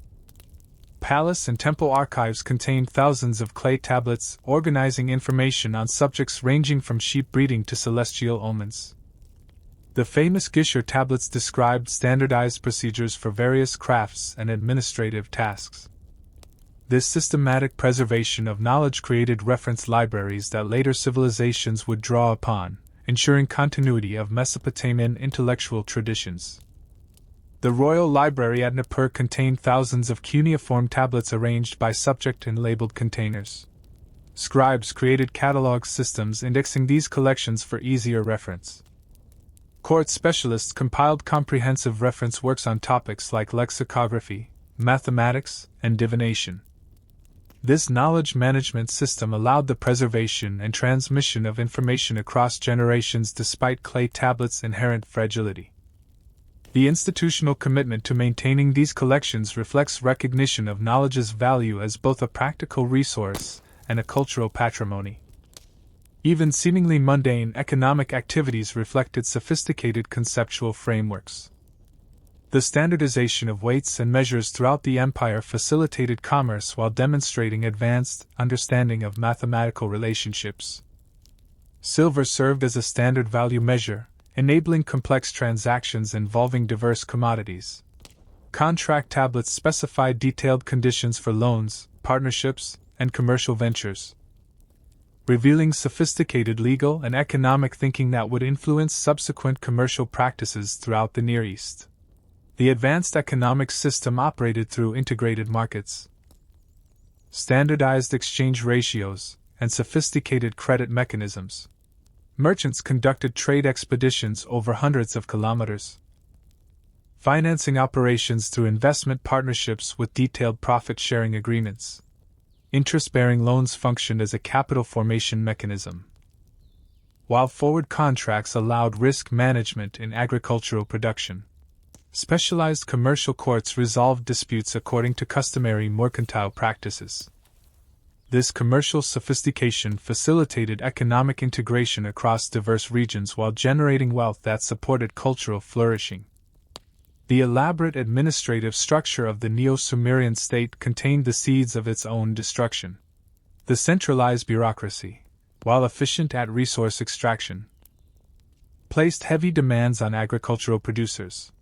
Tax burdens and labor requirements left rural populations vulnerable to environmental disruptions. Archaeological evidence suggests increasing salinization of agricultural lands due to intensive irrigation, gradually reducing productivity despite sophisticated farming techniques.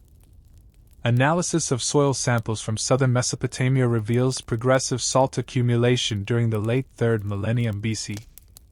The irrigation systems that made agriculture possible in this arid region gradually raised the water table, bringing dissolved minerals to the surface where evaporation concentrated them. Crop yields declined as salt concentrations exceeded tolerance thresholds for barley and wheat. Farmers adapted by switching to more salt-tolerant barley varieties and leaving heavily affected fields fallow. But these measures provided only temporary solutions to a progressive problem. The environmental sustainability challenges faced by late Sumerian civilization foreshadowed issues that would affect many subsequent intensive agricultural societies. These internal stresses coincided with renewed external pressure. The Elamites from the eastern highlands, long rivals of Mesopotamian powers, launched increasingly aggressive campaigns against border provinces. Simultaneously, Amorite pastoralists from Syria infiltrated agricultural areas, initially as seasonal workers, but gradually establishing permanent settlements. These combined pressures stretched military resources beyond sustainable limits. Administrative texts from the late reign of Ibisin, last king of the Ur III dynasty, document increasing difficulty maintaining territorial integrity. Provincial governors reported inability to repel Amorite incursions without reinforcements that never arrived. Communication between the capital and outlying regions became intermittent as security deteriorated. Letters described grain shipments interrupted by hostile forces, thus preventing adequate provisioning of urban centers. These practical challenges undermined the centralized economic system that had sustained Neo-Sumerian prosperity. The final blow came in 2004 BC when Elamite forces sacked the capital city of Ur. Cuneiform accounts describe the devastation in vivid terms: temples desecrated, walls breached, people carried into slavery. The Lament for Ur, a poetic composition mourning this catastrophe, portrays the city's guardian deity abandoning her shrine like a bird fleeing its nest.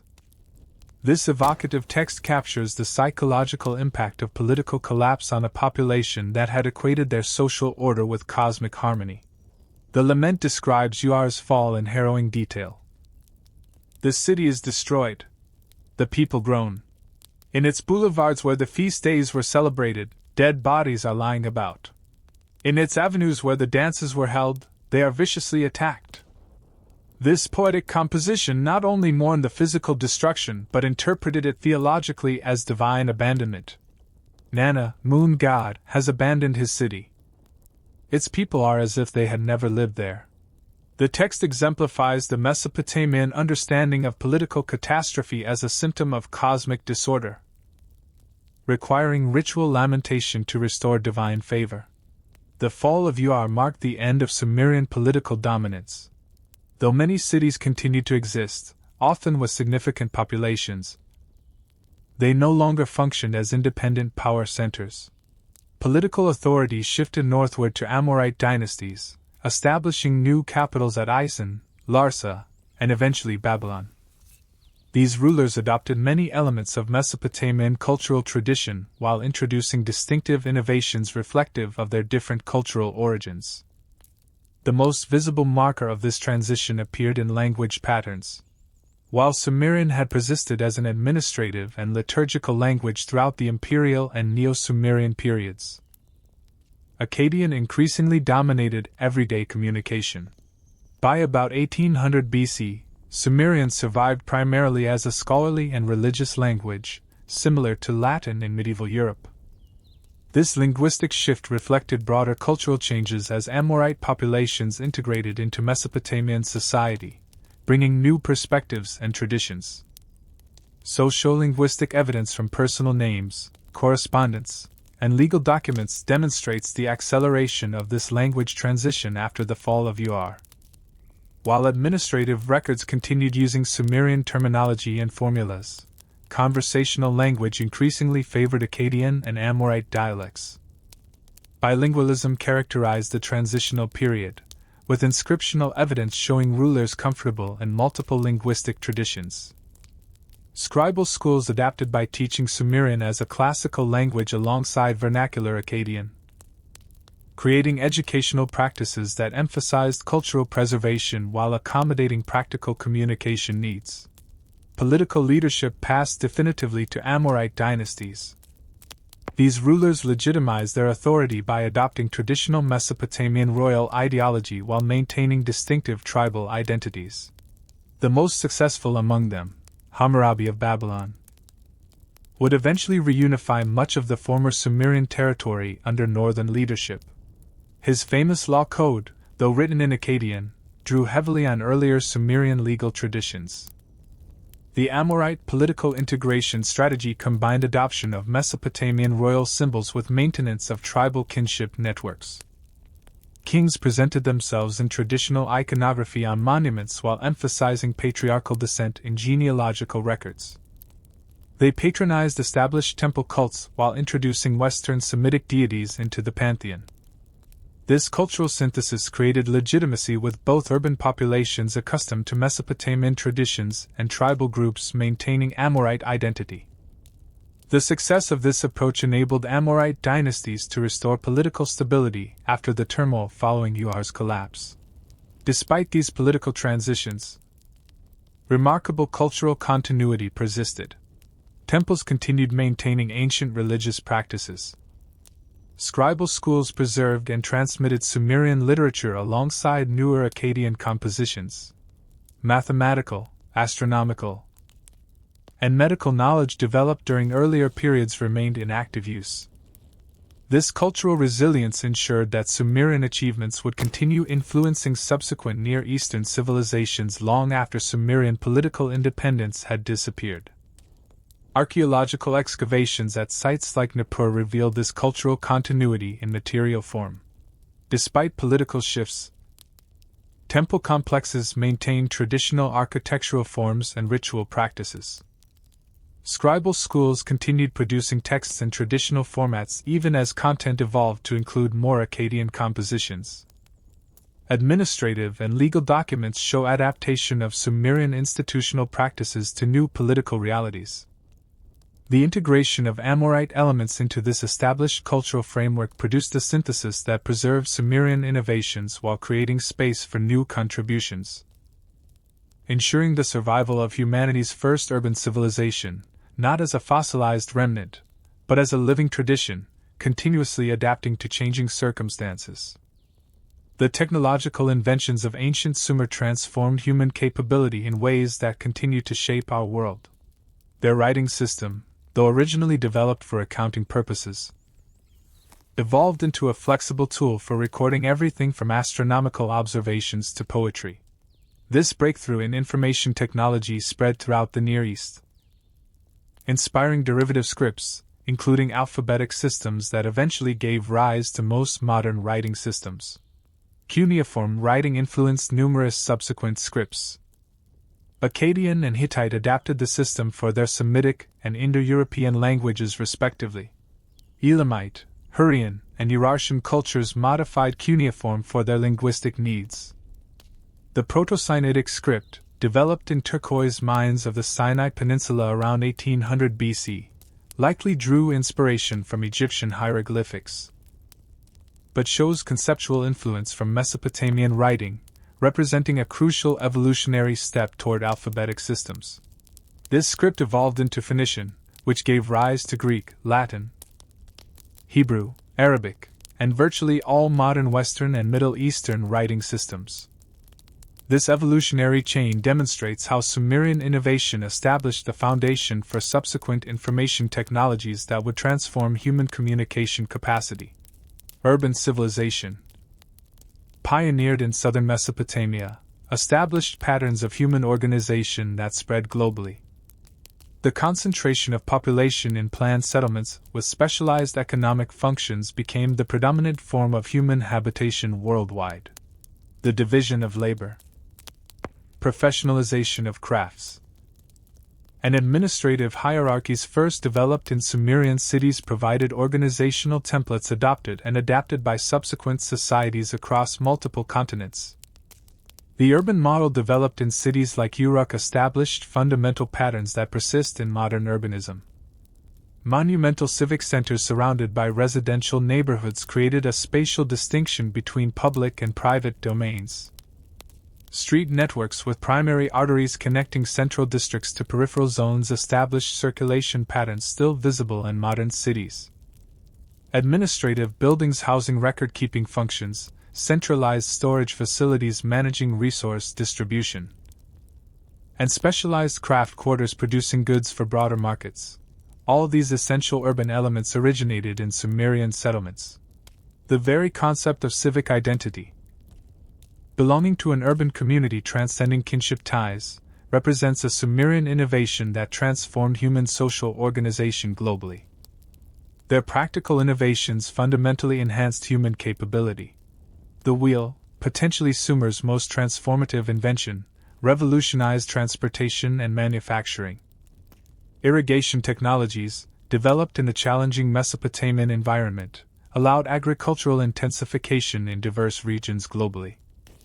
Metallurgical techniques pioneered by Sumerian craftspeople laid foundations for technological developments that would culminate in the modern industrial age. The plow represents one of Sumer's most consequential technological contributions. Early versions, pulled by domesticated oxen, dramatically increased agricultural productivity by breaking soil more efficiently than hand tools. This innovation supported population growth while reducing labor requirements, enabling the social specialization necessary for complex civilization.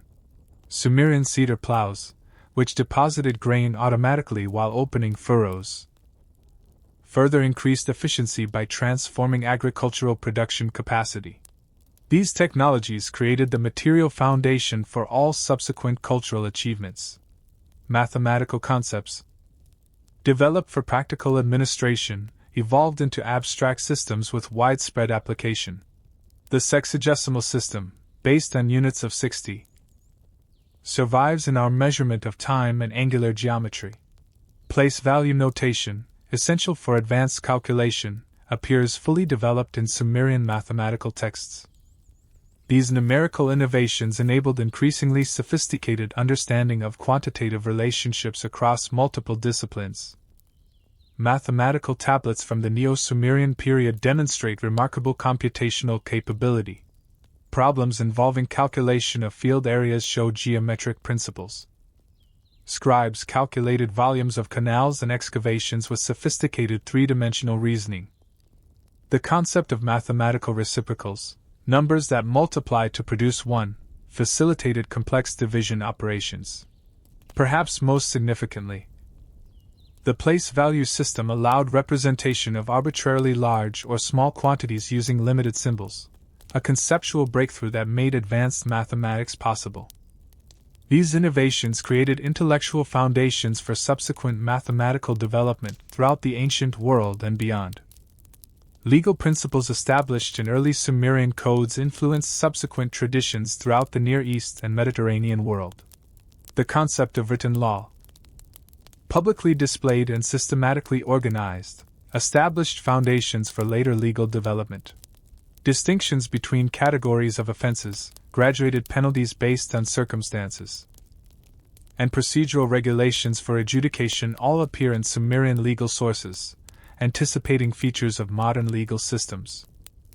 The Law Code of Yarnama established key jurisprudential principles that resonated through subsequent legal traditions.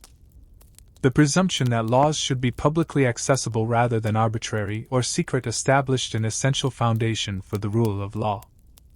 Distinctions between intentional and unintentional acts created a basis for considering mental state when determining culpability. The preference for monetary compensation over physical retaliation introduced proportionality principles that would influence later legal thinking. These concepts, further developed in the Code of Hammurabi and transmitted to Hebrew law, Greek legal systems, and eventually Roman jurisprudence, created an intellectual lineage connecting Sumerian innovation with modern legal principles. Mythological themes from Sumerian literature resonated through subsequent cultural traditions. The flood narrative from the Gilgamesh epic parallels later biblical accounts. Creation stories involving divine crafting of humans from clay influenced multiple religious traditions. Concepts of divine judgment, cosmic order, and humanity's relationship with supernatural powers established patterns of religious thought that would echo through millennia of theological reflection across multiple faith traditions. The Sumerian flood story, preserved in the Epic of Gilgamesh, shares remarkable parallels with later biblical narratives. A divinely sent deluge destroys humanity except for one righteous man instructed to build a boat. After the waters recede, the survivor offers a sacrifice pleasing to the gods, who establish a covenant promising no future destruction. This narrative pattern, originating in Sumerian tradition, appears in the Hebrew Bible's Noah's story and in numerous other Near Eastern flood accounts. Similarly, Sumerian creation narratives depicting humans formed from clay resonate through Genesis, Greek mythology, Egyptian religion, and countless other traditions. These mythological patterns demonstrate how Sumerian religious concepts provided enduring narrative frameworks for exploring fundamental questions about human existence and divine relationship. The knowledge of this remarkable civilization faded from human memory for thousands of years. Classical Greek and Roman writers preserved fragmentary information about Babylon, but knew nothing of its Sumerian predecessors. Biblical references to Babel and Shinar gave no hint of the rich cultural achievements buried beneath Mesopotamian soil. Only in the 19th century did systematic archaeological investigation begin uncovering this lost world. Early European travelers like Claudius Rich, who visited Mesopotamian ruins in 1811, produced the first accurate maps and descriptions of ancient sites. Paul-Émile Bada and Austin Henry Layard conducted the first systematic excavations in the 1840s, uncovering spectacular Assyrian palaces but failing to recognize the earlier Sumerian civilization beneath. French archaeologist Ernest de Sarzeck made the crucial breakthrough at ancient Gersu in 1877, unearthing statues with inscriptions in a non-Semitic language, the first recognized Sumerian artifacts. These discoveries initiated scholarly recognition that Mesopotamian civilization had deeper roots than previously understood. The discoveries of Leonard Woolley at ancient Ur between 1922 and 1934 revealed the splendor of Sumerian achievement to modern audiences. His excavation of the royal cemetery uncovered astonishing treasures: gold headdresses, musical instruments, intricate jewelry, demonstrating technological and artistic sophistication far beyond what scholars had imagined possible for the 3rd millennium BC. These findings forced a fundamental reconsideration of early human technological development and artistic capability. Woolley's meticulous excavation techniques allowed unprecedented insight into Sumerian funerary practices. The royal cemetery contained 16 death pits, where kings and queens were buried with retainers who apparently accompanied their masters voluntarily into death. These graves yielded extraordinary artifacts, including the standard of Ur, the golden lapis lazuli ram in a thicket, and the magnificent headdress of Queen Puabi. Perhaps most remarkable was the discovery of musical instruments, including a silver lyre with gold and lapis decoration, providing a tangible connection to Sumerian musical traditions previously known only through textual references. These discoveries transformed understanding of Sumerian artistic achievement, while raising profound questions about social practices surrounding death and kingship. Equally significant was the decipherment of cuneiform writing, allowing Sumerians to speak again through their own texts. This process began with George Grotefend's initial work on Old Persian inscriptions in 1802 and culminated with Henry Rawlinson's breakthrough translations of Babylonian texts by mid-century. Subsequent generations of scholars, working with hundreds of thousands of recovered tablets, gradually reconstructed Sumerian language, literature, and history, revealing the remarkable achievements of this pioneering civilization. The decipherment of Sumerian presented unique challenges since it represented a language isolate with no known relatives to provide comparative insights. Edward Hinks recognized the language's agglutinative structure, where grammatical elements attached to word stems. François Lenormand identified crucial phonetic values for many signs. Jules Oppert first proposed the name Sumerian in 1869, recognizing this as the language of ancient Sumer mentioned in Akkadian texts.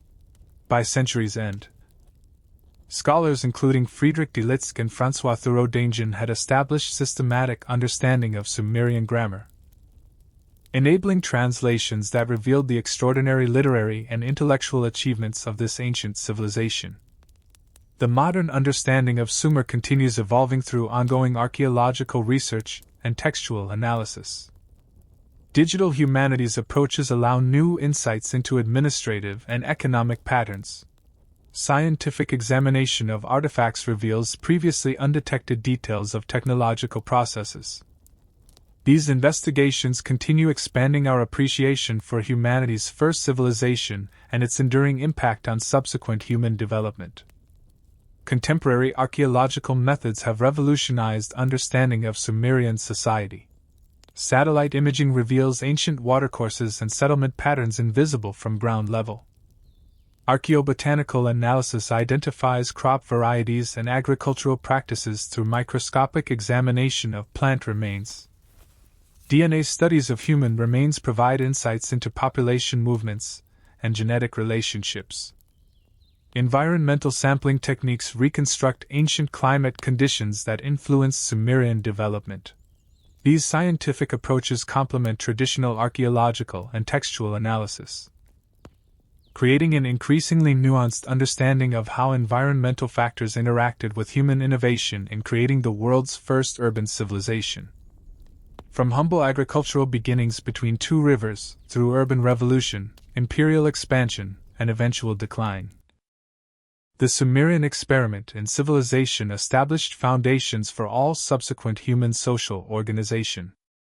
Their innovative responses to environmental and social challenges created cultural patterns that continue influencing our world today.